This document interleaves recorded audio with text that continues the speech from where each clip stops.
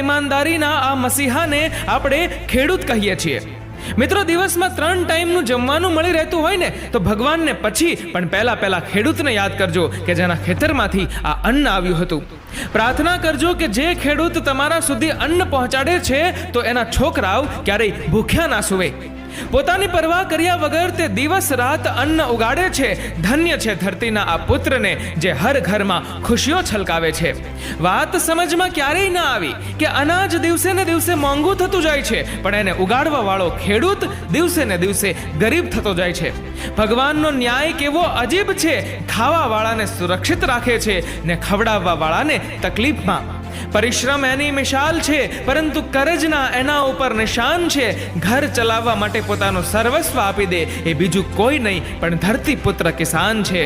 એક ખેડૂતનું જીવન સૌથી આદર્શ હોય છે, જેમાં પરિશ્રમ, ત્યાગ અને સંતોષ હોય છે।